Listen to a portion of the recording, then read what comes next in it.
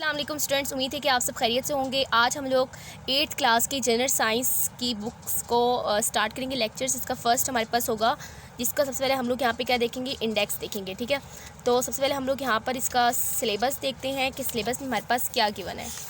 तो यहाँ पे हमारे पास है कंटेंट्स, और first chapter is here ecology and second is human nervous system, variations, heredity and cell division, biotechnology, the periodic table of elements, chemical reactions and bondings, acids, base and salts, force and pressure, reflection and refraction of light, और electricity and magnetism, technology in everyday life, our universe. तो students, अगर आप लोग यहाँ पे देख रहे हैं कि nervous system, human nervous system है, वेरिएशंस हो गया, हेरिडिटी हो गया, सेल डिवीजन हो गया, बायोटेक्नोलॉजी हो गया, ठीक है। और हमारे पास क्या है, ये जो हमारे पास 3 चैप्टर है ना, ये हमारे पास किससे रेलिवेंट है, ये हमारे पास ये फर्स्ट 4 चैप्टर्स बायो से रेलिवेंट है।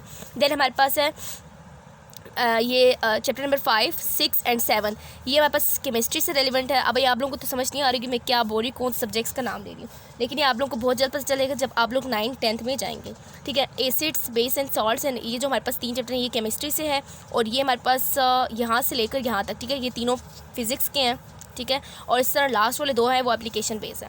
तो अगर आप लोग इस लेक्चर्स को कम्प्लीटली देखेंगे, मतलब आप जो 8th क्लास के बच्चे हैं वो अगर कम्प्लीटली देखेंगे तो आप लोगों के कंसेप्ट भी क्लियर हो जाएंगे और आपको पता चलेगा कि ये किस बला का नाम है। ठीक है, इकोलॉजी। अब यूनिट नंबर 1 स्टार्ट करते हैं, इकोलॉजी। और इसमें अगर आप लोग फर्स्ट पेज यहाँ देख रहे हैं, ठीक है, जहाँ से सूरज निकल रहा है और आप लोगों की नई सुबह स्टार्ट हो रही है। Let's start our first page and that is introduction. Introduction हमें गिवन है, earth is only non planet with life. एक ज़मीन ही है जहाँ पे ज़िंदगी पॉसिबल है, जो प्लैनेट, एक ज़मीन ही ऐसा प्लैनेट है जहाँ पे ज़िंदगी पॉसिबल है।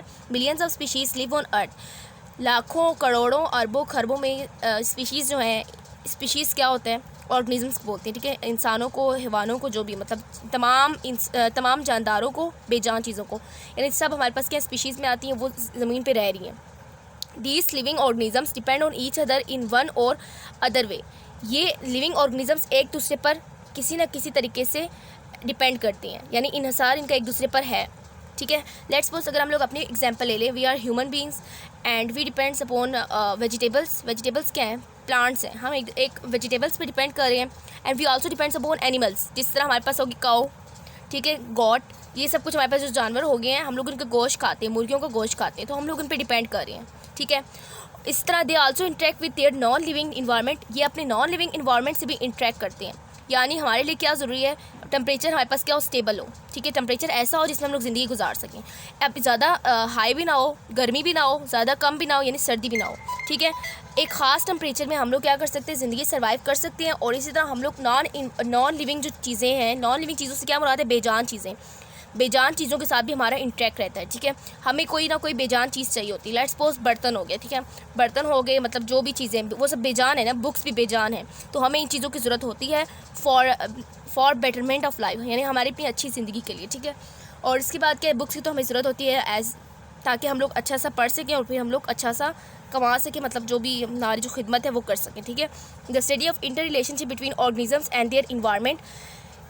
ऐसी स्टडी जिसमें हम लोग रिलेशनशिप देखें, इंटर रिलेशनशिप, मतलब रिलेशनशिप के साथ हम लोग इंटर, मतलब दरमियान में भी, इंटर का मतलब क्या होता है कि डिफरेंट स्पीशीज़ के साथ ना, इंटर का मतलब ये होता है ना, intra specific and inter specific. तो इसी तरह हम लोग कह रहे हैं कि रिलेशनशिप जिसमें हम लोग ऑर्गेनिजम्स और इन्वायरमेंट के दरमियान में हम लोग स्टडी करें। रिलेशनशिप, ऐसा रिलेशनशिप जिसमें हम लोग ऑर्गेनिजम्स और इन्वायरमेंट के दरमियान जो रिलेशन है, जो ताल्लुक़ है, उसको हम लोग स्टडी करें, उसको हम लोग क्या बोलते हैं, इकोलॉजी बोलते हैं। तो इस चैप्टर में बेसिकली हम लोगों ने करना क्या है, यहाँ से आपको पता चल जाना चाहिए कि हम लोगों ने पढ़ना है relationship between organisms and their environment. Organisms और माहौल के दरमियान में हम लोगों ने क्या पढ़ना है, रिलेशनशिप स्टडी करना है। ठीक है, इस चैप्टर में। वैसे ही आप लोगों की बुक में पूरा का पूरा इकोलॉजी वाला पूरा स्टडी गिवन नहीं है, बस आप लोगों को छोटा सा पार्ट दिया गया। ठीक है, अब इसके बाद हम लोग यहाँ पर देख रहे हैं कि ऑक्सीजन साइकिल। ऑक्सीजन क्या होता है, ओ होता है, ये आपको पता है, O2 होता है। ऑक्सीजन साइकिल है, और ऑक्सीजन साइकिल से क्या मुराद है, साइकिल का मतलब क्या होता है, साइकिल को अगर आपने देखा हो कि उसके जो टायर्स होते हैं ना, वो घूमते हैं, वापस दोबारा अगेन वहीं पे आ जाते हैं। हमें पता चलता है कि ये घूमा है, कितनी दफ़ा घूमा है, हमें ये तो नहीं पता चलता ना। साइकिल इज़ समवट लाइक जो बार बार प्रोसेस रिपीट हो रहा हो। ठीक है, अगर आप लोग यहाँ पे देख रहे हैं, ये भी हमारे पास साइकिल के पहिए की तरह बना हुआ है। अब ये हमें क्या बता रहा है, ठीक है, हम ये भी देखते हैं। सबसे पहले हम लोग यहाँ पे इसका जो एक्सप्लेनेशन है वो देखते हैं। Oxygen cycle plays an essential role in the existence of life on earth. अब ऑक्सीजन हमें क्यों ज़रूरी है, ठीक है। कार्बन डाइऑक्साइड हम लेते हैं, इनहेल करते हैं, मतलब सांस लेते हैं हम लोग, क्या करते हैं इस तरह करके सांस जब अंदर की तरफ लेके जाते हैं, इनहेल करते हैं, तो हम लोग कार्बन डाइऑक्साइड लेते हैं पौधों से। हम लोग क्यों कहते हैं कि दरख्त लगाएं, दरख्त से हमें क्या मिलता है, कार्बन डाइऑक्साइड मिलता है। और फिर हम लोग अंदर की तरफ जब सांस खींचते हैं तो हम बाहर भी एक्सहेल करते हैं, निकालते हैं। अब सांस अंदर की तरफ लें, अभी लें, और फिर साथ बाहर निकालें। तो अब आपने जो लिया है वो क्या था, ऑक्सीजन था। और जो आप लोग एक्सहेल कर रहे हैं ना, एक्सहेल का मतलब बाहर निकालना, वो क्या था, कार्बन डाइऑक्साइड था। सो हमारे एग्जिस्टेंस के लिए, हमारी ज़िंदगी के लिए क्या ज़रूरी है, ऑक्सीजन ज़रूरी है। और इसी तरह ऑक्सीजन का साइकिल भी ज़रूरी है। मतलब ये कि नहीं एक दफ़ा सांस ले चुके हैं तो अगली बार हमें सांस लेने के लिए ऑक्सीजन ही ना मिले, फिर इस तरह मरे पड़े होंगे, ठीक है। तो हमारे लिए क्या ज़रूरी है कि हम लोग ऑक्सीजन का साइकिल हमारे लिए ज़रूरी है फॉर एग्जिस्टेंस ऑफ लाइफ। कहाँ लाइफ हम लोगों ने गुजारनी है, अर्थ पे। Few billion years ago there was no free molecular oxygen in the atmosphere. तो मॉलिक्यूलर ऑक्सीजन से क्या मुराद है, एक होता है एटॉमिक ऑक्सीजन और एक होता है मॉलिक्यूलर ऑक्सीजन। सो सबसे पहले मैं आप लोगों को यहाँ पे पेज पे बताती हूँ, ठीक है। तो स्टूडेंट मैंने आप लोग को बात की है कि मॉलिक्यूलर ऑक्सीजन होता है, ऑक्सीजन हमारे पास दो तरह के होते हैं, ठीक है। ऑक्सीजन हमारे पास दो तरह के होते हैं, एक होता है हमारे पास मॉलिक्यूलर ऑक्सीजन और एक हमारे पास क्या होता है, एटॉमिक ऑक्सीजन होता है, ठीक है। ठीक है स्टूडेंट्स, तो ऑक्सीजन हमारे पास दो तरह का होता है, मॉलिक्यूलर और एटॉमिक। तो जो हमारे पास एटॉमिक ऑक्सीजन है वो ज़्यादा क्या होता है, रिएक्टिव होता है। अब रिएक्टिव का क्या मतलब है, तो स्टूडेंट हम लोग यहाँ पे देख रहे हैं कि एटॉमिक ऑक्सीजन होता है और मॉलिक्यूलर ऑक्सीजन होता है। एटॉमिक ऑक्सीजन का क्या मतलब है कि वो सिंगल ओ होता है, ठीक है, और ये ज़्यादा रिएक्टिव है। अब मैंने बोला है कि रिएक्टिव का मतलब क्या होता है, रिएक्टिव का मतलब होता है बहुत जल्द। अब रिएक्ट का मतलब क्या होता है, जवाब देना, एक्शन देना, ठीक है, एक्शन का रिएक्शन होता है। तो रिएक्ट का मतलब है कि ज़्यादा जल्दी क्या कर जाना, किसी के साथ मिल जाता है, किसी के साथ मिल जाता है और जाके जवाब देता है, ठीक है। और इसी तरह क्या है, हमारे पास मॉलिक्यूलर ऑक्सीजन है। मॉलिक्यूलर ऑक्सीजन वैसा ऑक्सीजन है जो हमारे पास मॉलिक्यूल्स की फॉर्म में था। मॉलिक्यूल्स क्या मतलब है कि हमारे पास ये ओ अकेला नहीं होगा, ओ अपने भाई को भी साथ लेके आएगा और ये O2 बन जाएगा, ठीक है। ये हमारे पास क्या मॉलिक्यूलर ऑक्सीजन है। तभी मैंने बात की है कि ऑक्सीजन के दो टाइप्स हैं, एक हमारे पास है एटॉमिक और एक हमारे पास क्या मॉलिक्यूलर। मॉलिक्यूलर वो होता है जो हमारे पास सिंगल नहीं होता, कभी भी अपने साथ कोई ना कोई लेके बैठा होगा, मतलब अपने साथ कोई ना कोई, मतलब है कि अपने जैसा ही लेके बैठा होगा, O2 की फॉर्म में होगा। और एटॉमिक ऑक्सीजन क्या होता है, जो हमारे पास अकेला होता है, नेसेंट ऑक्सीजन इसको बोल सकते हैं। अब इससे ज़्यादा आप बारीकी में ना जाए, ठीक है, वरना आपके लिए ये और ज़्यादा मुश्किल बनता जाएगा, ठीक है।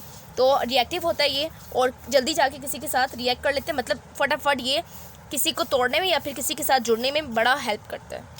तो स्टूडेंट्स हम लोगों ने यहाँ पे क्या बोला है कि फ्यू बिलियंस ईयर्स अगो, कई बिलियन साल पहले हमारे पास क्या था, हमारे पास नहीं था, बल्कि फ्री मॉलिक्यूलर ऑक्सीजन नहीं था एटमॉस्फेयर में। फ्री मॉलिक्यूलर ऑक्सीजन, फ्री मतलब जो फ्री हो, मतलब आज़ाद हो, और मॉलिक्यूलर ऑक्सीजन का क्या मतलब है, O2 है। O2 हमारे पास नहीं था। Today earth atmosphere has 21% oxygen which is largely product of photosynthesis carried out by plants। अब हमारे पास 21% क्या है, ऑक्सीजन मौजूद है, जो किस वजह से आया है, जो फोटोसिंथेसिस के वजह से प्रोड्यूस हो रहा है। अब फोटोसिंथेसिस क्या होता है, फोटो का मतलब लाइट होता है, सिंथेसिस का मतलब प्रोडक्शन होता है। लाइट के अंदर जो पौधे, जब दिन का टाइम होता है तो पौधे जो अपना खुराक बनाते हैं उसको हम लोग क्या बोलते हैं, फोटोसिंथेसिस बोलते हैं, ठीक है। तो ये हमारे पास कहाँ से आ रहा है, ऑक्सीजन 21% फोटोसिंथेसिस की प्रोसेस से आ रहा है। Plants use carbon dioxide to make food releasing oxygen as by product. Plants carbon dioxide को यूज़ करते हैं और फूड बनाने के लिए किसको रिलीज़ करते हैं, फिर ऑक्सीजन को as by product. By product क्यों बोला है, एक तो होता है प्रोडक्ट और एक होता है बाय प्रोडक्ट, ठीक है। तो स्टूडेंट्स हम लोगों ने भी बोला है कि कार्बन डाइऑक्साइड प्लस पानी मिलेगा, पौधों को भी पानी चाहिए होता है जिस तरह इंसानों को ज़िंदा रहने के लिए चाहिए होता है, और ये कोई ना कोई खाना बनाएगा, किसका खाना बनाएगा, पौधों का, और साथ में क्या बनेगा, oxygen as by product. So what is the meaning of by product. अब हम लोग अगर यहाँ पे देखें तो हमारे पास पौधों के लिए जो मेन चीज़ है ना वो उनका खुराक है, ठीक है, मेन प्रोडक्ट उनका क्या है, खुराक है। और मेन के साथ जो फालतू में निकल रहा है वो क्या था, वो हमारे पास ऑक्सीजन है। तो हमारे पास ये क्या हो गया, बाय प्रोडक्ट हो गया, प्रोडक्ट के साथ आया है, मतलब जो हमारा मेन कंसर्न नहीं है, हमारा तो नहीं है, मतलब पौधों का नहीं है, ठीक है, पौधों ने तो अपना खुराक बनाना है। सो ये जो हमारे पास ऑक्सीजन निकला ये हमारे पास क्या होगा, एज बाय प्रोडक्ट होगा। So this is the meaning of by product.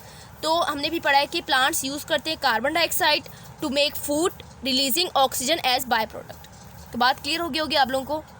तो स्टूडेंट्स, आप लोगों ने बाय प्रोडक्ट को अलग अलग नहीं करना कि ये गलत लिखा हुआ है, नहीं, ये सही लिखा हुआ है, ठीक है।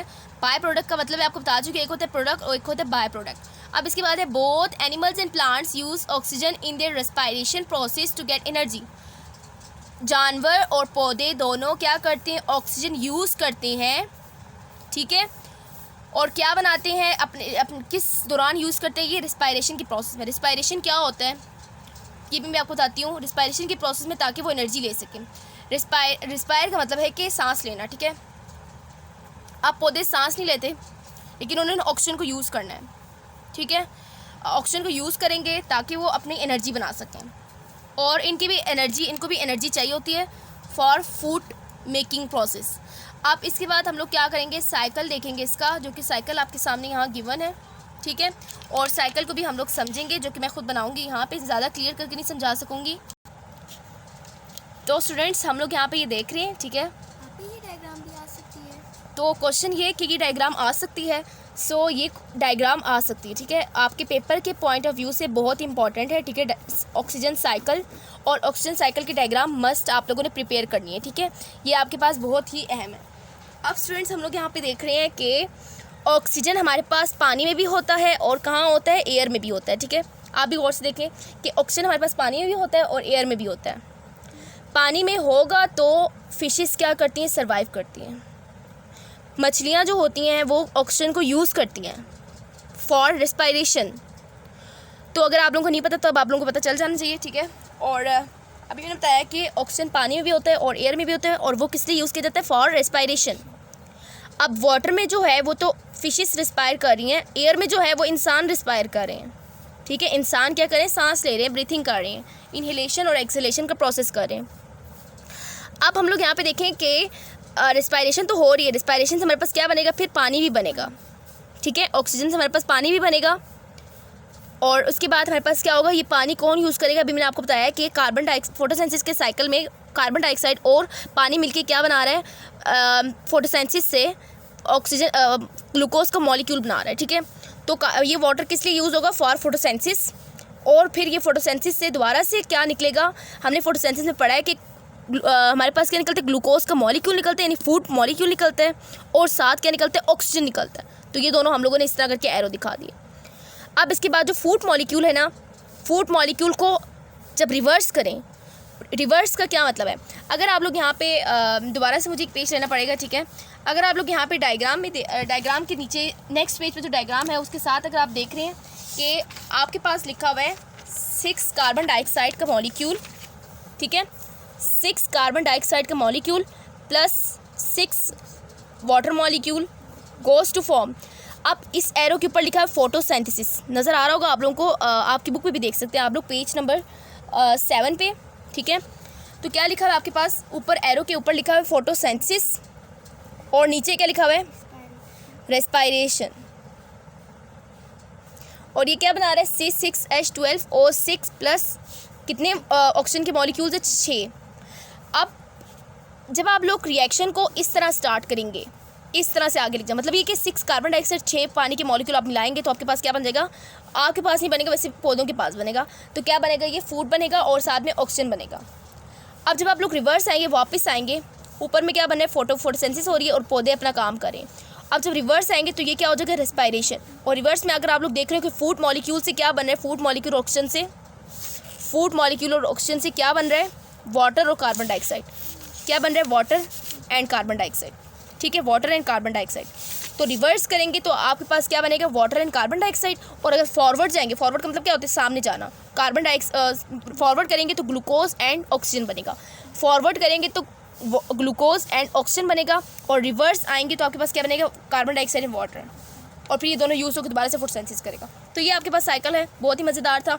तो इसी बात पे हम लोग यहाँ पे लेक्चर ख़त्म करते हैं, ठीक है। इंशाल्लाह मिलते हैं नेक्स्ट लेक्चर में, किसके साथ, कार्बन साइकिल के साथ। दुआओं में याद रखें, और वीडियो पसंद आए तो लाइक करें। तब तक के लिए अल्लाह हाफिज़।